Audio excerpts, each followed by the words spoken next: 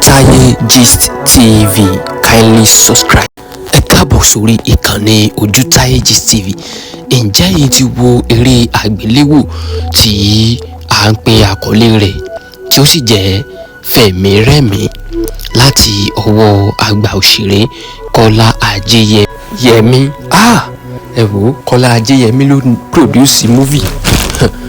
Eré àgbéléwò yìí ti ń show lọ́wọ́ báyìí lórí Kola Ajeyemi channel. Níbí láti mú ìròyìn wá fún yín wípé kí ẹ lọ tara ṣàṣà kí ẹ lọ wo eré àgbéléwò tí àkọlé rẹ̀ jẹ́ Femi R'Emi. Yóò kọ́ wa ní ọgbọ́n, ó dùn fọ́fọ́, apá wà ń bẹ, àwọn àgbààgbà òṣèré náà ló kúnjọ sínú rẹ̀. Ẹ má ṣàfihàn láti tètè lọ wò ó. Lúbúlúbú ojú ọlọ́gbọ́n ògbẹ́yìn bẹ́ẹ̀.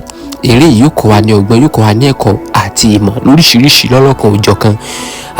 Ẹ wò, Kola Ajeyemi òdú ni kò kí ń ṣe àìmọ̀fólókò. Eré àgbéléwò tó tún wá gbé jáde ó lárinrin, ó dùn gan. Femi R'Emi ló kọ rẹ̀ jẹ́. Ẹ tara ṣàṣà kẹ́ ẹ lọ wò. Ẹ sì má gbàgbé láti subscribe sórí Ojútáayé Gist TV níbi láti máa mú ìròyìn lọ́lọ́kan òjọ̀kan wá fún yín bó bá ṣe ń jáde. Báyìí náà sì ni a sì mọ̀ mú wá fún yín jákèjádò orílẹ̀-èdè Nàìjíríà. Ẹ má gbàgbé láti subscribe sórí ìkànnì Ojútáayé Gist TV.